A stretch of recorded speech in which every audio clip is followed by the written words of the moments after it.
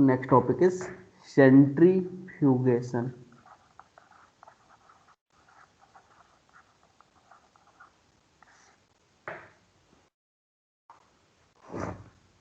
अब ये सेंट्रीफ्यूगेशन क्या होता है? तो सेंट्रीफ्यूगेशन एक टेक्निक है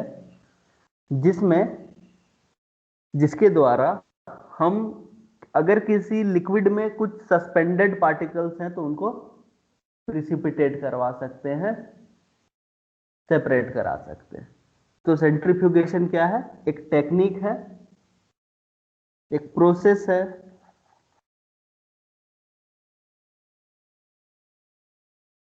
which is used to separate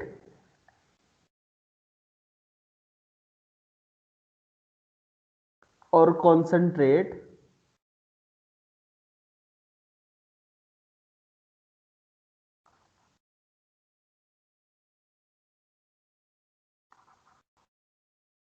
material suspended in a liquid solution।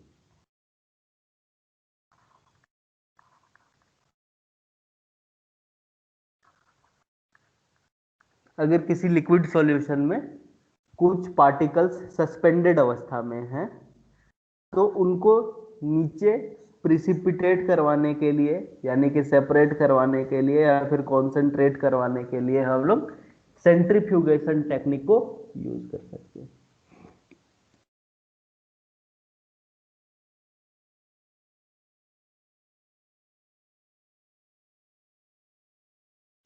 अब यहां पे सेपरेशन जो होता है वो किसके बेसिस पे होता है? तो it use centrifugal force.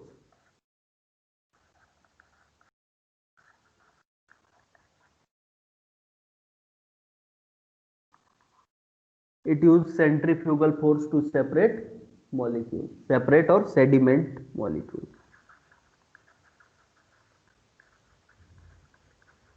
Molecules को सेपरेट या फिर सेडिमेंट कराने के लिए हम लोग सेंट्रीफ्यूगल फोर्स का यूज करेंगे।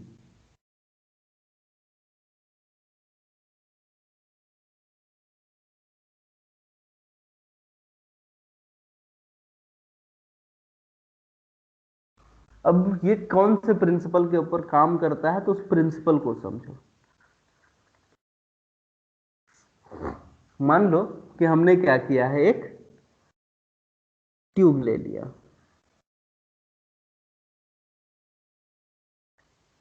दिस इज अ ट्यूब, और इस ट्यूब के अंदर एक सॉल्यूशन भरा हुआ है।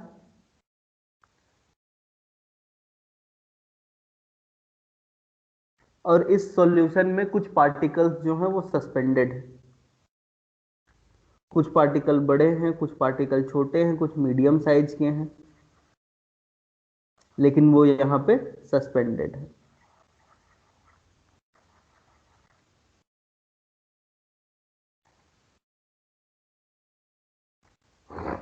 ये तुम्हारा सस्पेंशन बना हुआ है। अब देखो, सस्पेंशन और सॉल्यूशन में दो अंतर है बेसिक सा। सॉल्यूशन जो होता है उसमें सोल्यूट और सॉल्वेंट जो होते हैं वो बिल्कुल अच्छे से मिल चुके होते हैं, जिसके कारण सॉल्यूशन बनता है। लेकिन सस्पेंशन में क्या होता है, सोल्यूट और सॉल्वेंट जो है वो एक दूसरे के साथ मिले नहीं होते हैं। बस यहाँ पे क्या होता है, किसी एक फोर्स की वजह से वो सोल्यूट के पार्टिकल्स जो होते हैं वो सॉल्वेंट के अंदर प्रेजेंट रहते हैं, डिसॉल्व नहीं हुए होते हैं।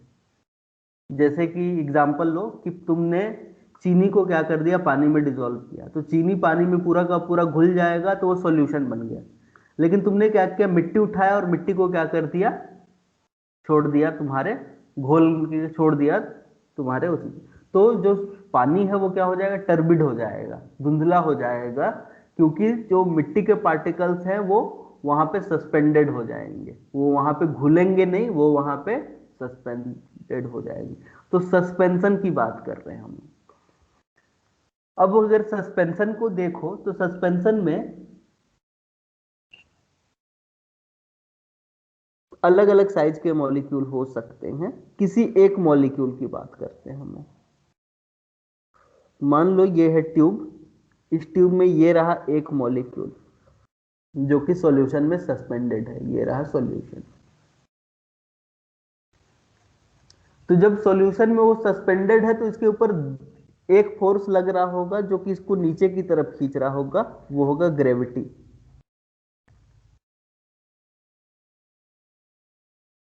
ग्रेविटेशनल फोर्स जो है वो क्या चाहता है कि ये जो हमारा पार्टिकल सस्पेंड है सॉल्यूशन में, वो नीचे की तरफ आ जाए।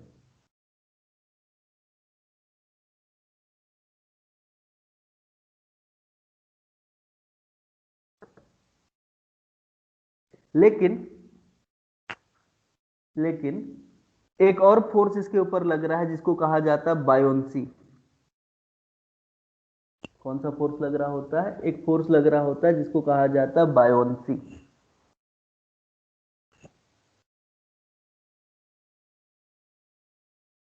और ये बायोन्सी चाहता है कि ये सॉल्यूशन में ही सस्पेंडेड रहे, नीचे की तरफ प्रिसिपिटेट ना हो जाए। तो इन्हीं दोनों फोर्स का क्या है यहाँ पे लड़ाई है, ग्रेविटेशनल फोर्स और बायोन्सी की लड़ाई है। ग्रेविटेशनल फोर्स ये चाह रहा है कि ये पार्टिकल जो है वो नीचे की तरफ सेटल डाउन हो जाए, बायोन्सी जो है वो ये चाह रहा है कि ये ऊपर की तरफ ही प्रेजेंट रहे। अब ये जो बायोन्सी होता है वो डिपेंड करता है डेंसिटी के ऊपर। बायोन्सी किसके ऊपर डिपेंड करता है? डेंसिटी के ऊपर। अगर यहां पे इस पार्टिकल की डेंसिटी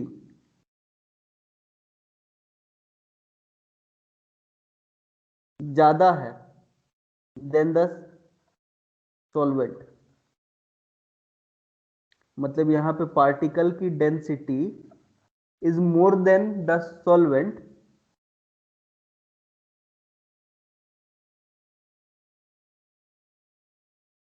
तो ये कभी भी डिसॉल्व मतलब नीचे की तरफ प्रेसिपिटेट नहीं होगा। ये हमेशा क्या रहेगा? सॉल्यूशन में तैरता रहेगा।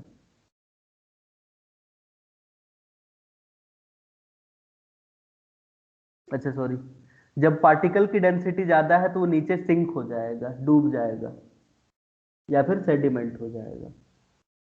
अगर पार्टिकल की डेंसिटी सॉल्वेंट की डेंसिटी से ज्यादा है तो वो नीचे की तरफ सिंक हो जाएगा।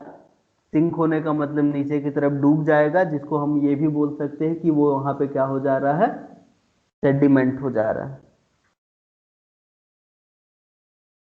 लेकिन अगर सेम कंडीशन हो लेकिन पार्टिकल की डेंसिटी कम हो,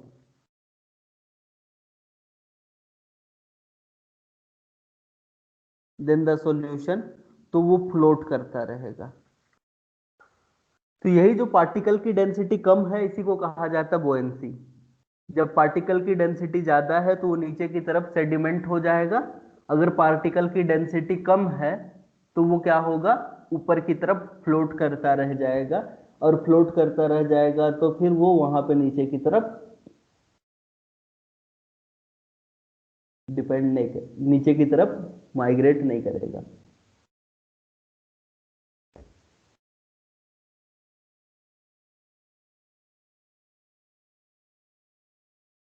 अब देखो, दो चीजें हैं यहां पे जो तुम लोग को समझ में आ रही होगी। क्या कि इसके ऊपर एक तो काम कर रहा है ग्रेविटी,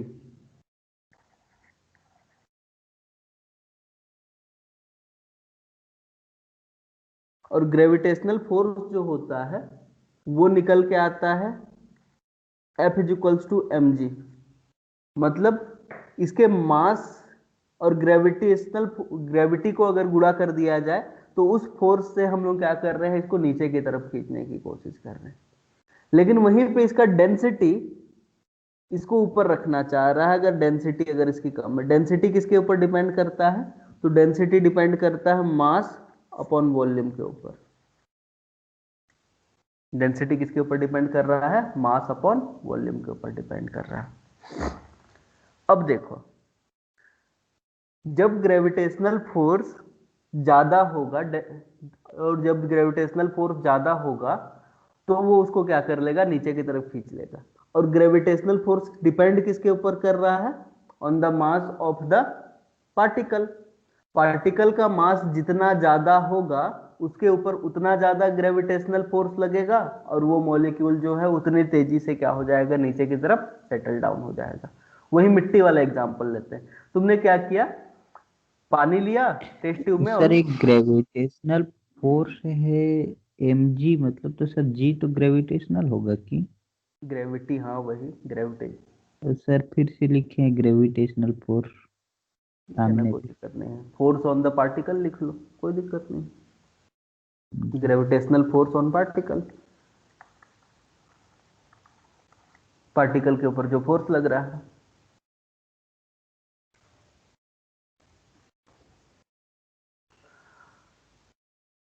तो जब मिट्टी को तुमने क्या किया, पानी में डिसॉल्व कर दिया, तो जो बड़े पार्टिकल्स होंगे, मतलब जिनका मास ज्यादा होगा, उनके ऊपर ज्यादा फोर्स लगेगा, जिसके कारण वो नीचे की तरफ सेटल डाउन हो जाएंगे जल्दी। लेकिन वहीं पे तुम देखोगे कि जो बिल्कुल छोटे पार्टिकल्स होंगे, जिनकी डेंसिटी जो है वो कम है सॉल्वेंट से, तो वो क्या करते रहेंगे, वहां पे फ्लोट करते रहेंगे। तो ये दो चीजें हैं जो कि यहाँ पे सॉल्यूशन में क्या करना चाह रही है, या तो पार्टिकल को सस्पेंड रहने दे रही है, या तो फिर उसको सिंक करवा दे रही है, सेडिमेंट करवा दे रही है। अब ये तो ठीक है कि जो यहाँ पे देखने को मिलता है, लेकिन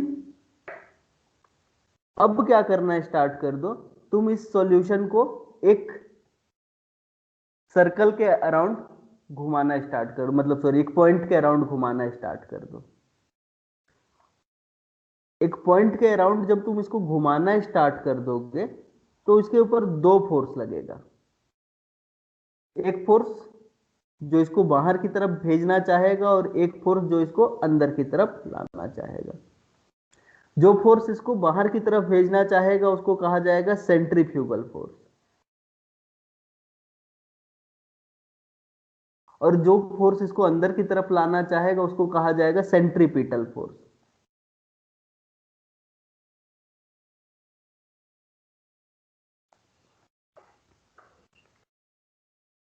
यहां पे जब हम लोग क्या करेंगे, पार्टिकल्स का सेंट्रीफ्यूगेशन करवाएंगे। यानी कि सेंट्रीफ्यूगेशन का मतलब किसी एक एक्सिस के अराउंड जब तुम क्या करना स्टार्ट कर दोगे, इसको रोटेट करना स्टार्ट कर दोगे, तो इसके ऊपर दो फोर्स लग जाएगा। एक जो पार्टिकल को सेंटर से दूर भेजना चाह रहा है, जिसको सेंट्रीफ्यूगल फोर्स कहा जाएगा। एक जो इसको क्या करना चाह रहा है, अंदर की तरफ खींचना चाह रहा है, वो कहलाएगा सेंट्रीपिटल फोर्स। लेकिन जैसे जैसे स्पीड बढ़ता जाएगा, सेंट्रीपिटल फोर्स का जो इंटेंसिटी है वो कम होता जाएगा, और सेंट्रीफ्यूगल फोर्स जो है वो इंक्रीज होता चला जाएगा। और सेंट्रीफ्यूगल फोर्स जैसे ही इंक्रीज होगा, तो सेंट्रीफ्यूगल फोर्स की वजह से यहां पे क्या देखने को मिलेगा तुमको, इस पार्टिकल के ऊपर एक और फोर्स जनरेट हो जाएगा। और वो फोर्स जो है वो किसके बराबर हो जाएगा, एम ओमेगा स्क्वायर आर के बराबर। एम का मतलब है मास, ओमेगा स्क्वायर का मतलब है कि कितने स्पीड से इसको घुमाया जा रहा है, एंगुलर वेलोसिटी कितनी है, और आर का मतलब रेडियस कितना है। तो centrifugal force M omega square R के बराबर निकल के आ जाता है, जहां पे एम है mass of the particle, R जो है वो सेंटर से दूरी, और जो तुम्हारा ओमेगा है वो है तुम्हारा एंगुलर वेलोसिटी, जो कि आरपीएम में निकल के आता है। एम का मतलब है मास, ओमेगा का मतलब एंगुलर वेलोसिटी,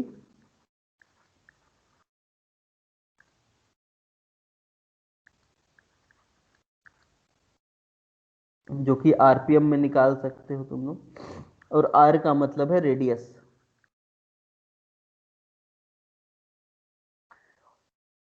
इतने से फोर्स, इतना फोर्स लगेगा तुम्हारे किसी पार्टिकल के ऊपर।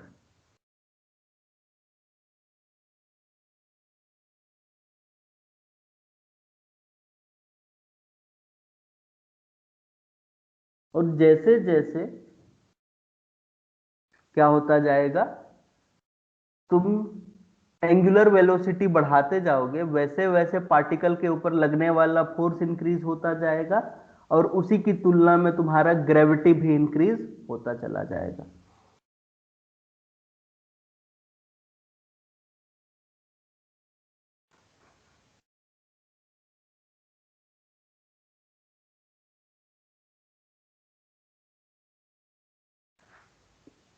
तो फिर अब क्या देखने को मिलेगा, ये तो हो गया तुम्हारा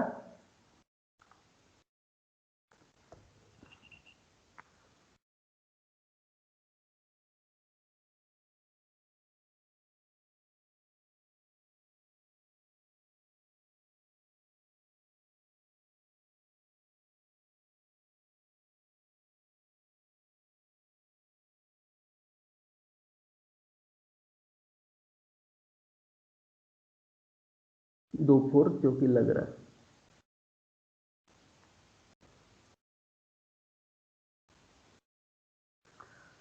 अब इतने फोर्स जब लगेंगे तो ये पार्टिकल्स के ऊपर कितने तरीके का फोर्स हो गया, एक तो उसका ग्रेविटी हो गया, एक बोयंसी हो गया, और जब तुम उसका सेंट्रीफ्यूगेशन स्टार्ट कर दिए तो उसके ऊपर सेंट्रीफ्यूगल फोर्स लगने लग गया। अब जब जैसे ही सेंट्रीफ्यूगल फोर्स लगेगा तो वो तो ठीक है, सेंट्रीफ्यूगल के फोर्स के अलावा एक और फोर्स लगेगा जो कि उसको नीचे देना नहीं चाहेगा, वो है फ्रिक्शन।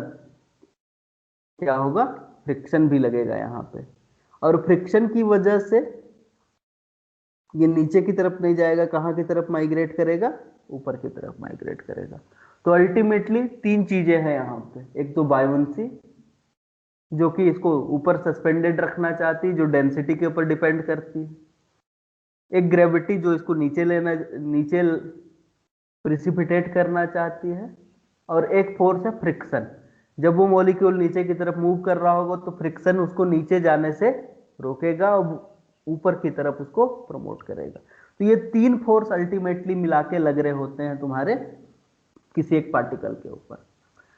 अब वो पार्टिकल सस्पेंड होगा कि नहीं होगा वो डिपेंड करता है उसके सेडिमेंटेशन कोफिशिएंट के ऊपर। इसके ऊपर डिपेंड करता है, सेडिमेंटेशन कोफिशिएंट के ऊपर डिपेंड करता है। सेडिमेंटेशन कोफिशिएंट की जो वैल्यू है वो डिपेंड करती है तीन चीजों के ऊपर।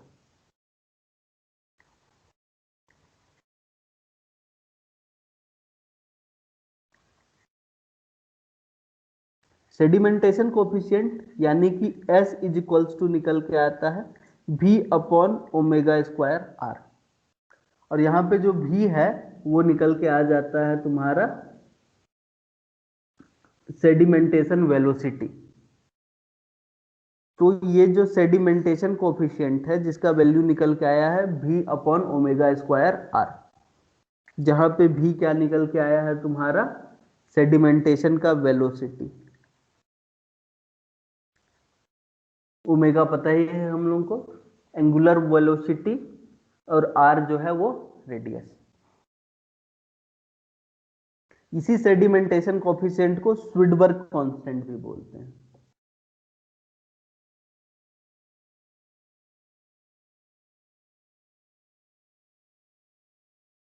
इसी सेडिमेंटेशन कोफिशिएंट को स्विडबर्ग कोफिशिएंट भी बोलते हैं, जिसको तुम लोग रिप्रेजेंट करते हो S से, 70S 80S जो लिखते हो ना।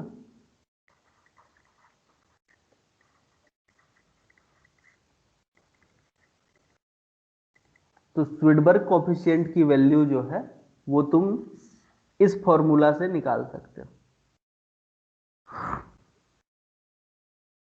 कि कितने सेडिमेंटेशन वेलोसिटी से वो प्रिसिपिटेट होगा। तो देखो, जो जितने वेलोसिटी से प्रिसिपिटेट होगा, मतलब जो जितनी तेजी से प्रिसिपिटेट होगा उसका S का वैल्यू उतना ज्यादा होगा, और जो जितना धीरे धीरे प्रिसिपिटेट होगा उसके लिए S की वैल्यू उतनी ही कम देखने को मिलेगी।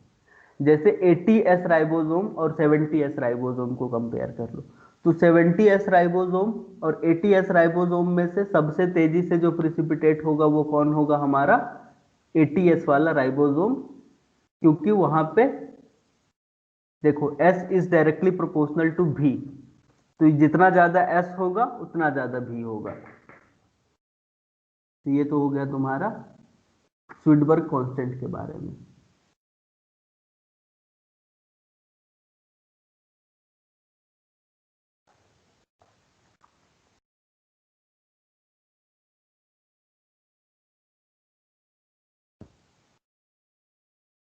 और यही जो स्वीडबर्ग कांस्टेंट होता है वो कई चीजों के ऊपर डिपेंड करता है। पहला चीज तो मास के ऊपर, जितना ज्यादा मास होगा उतना ज्यादा सेडिमेंटेशन वेलोसिटी देखने को मिलेगी तुमको, और स्वीडबर्ग कांस्टेंट देखने को मिलेगा।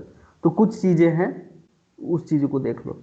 जैसे sedimentation velocity is directly proportional to mass. जितना ज्यादा सेडिमेंटेशन का वेलोसिटी होगा मतलब उसका मास उतना ज्यादा होगा। जिसका जितना मास होगा उसके लिए स्वीडबर्ग कांस्टेंट की वैल्यू उतनी ज्यादा होगी। अगर डेंसिटी ज्यादा है तो वो जल्दी सिंक होगा। अगर डेंसिटी ज्यादा है तो वो सिंक भी क्या होगा, फास्ट होगा।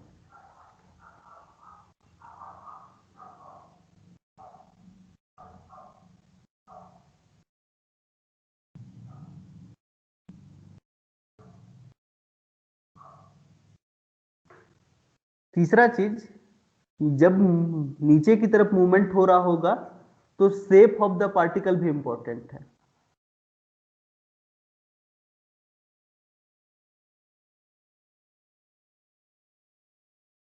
क्यों इंपॉर्टेंट है? क्योंकि फ्रिक्शन की बात कर रहे थे हम लोग। अगर मॉलिक्यूल का शेप ऐसा है जो कि फ्रिक्शन को बहुत ज्यादा इंक्रीज करेगा तो वो नीचे की तरफ जल्दी से प्रिसिपिटेट नहीं होगा, और उसका शेप फ्रिक्शन को ज्यादा इंक्रीज नहीं कर रहा है तो वो ज्यादा तेजी से क्या हो सकता है, प्रिसिपिटेट कर सकता है। तो फ्रिक्शन का कोफिशिएंट जितना कम होगा उतना तेजी से वो वहां पे जाके क्या हो सकता है, प्रिसिपिटेट हो सकता है।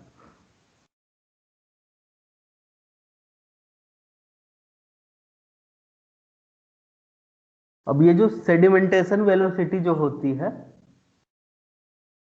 वो सॉल्यूशन की डेंसिटी के ऊपर भी डिपेंड करती है।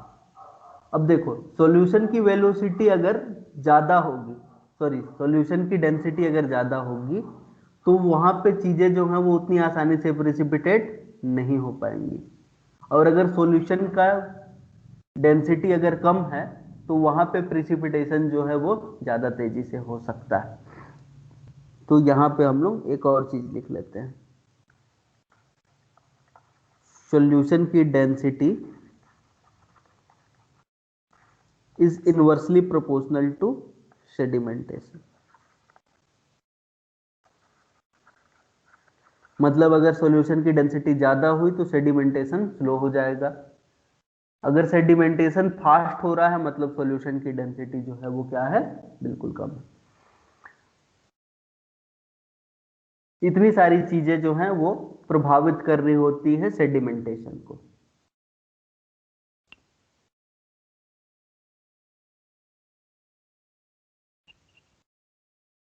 अब इतना सारा चीज को ध्यान में रखो, बाकी चीज कल पढ़ लेंगे हम लोग सेंट्रीफ्यूगेशन में।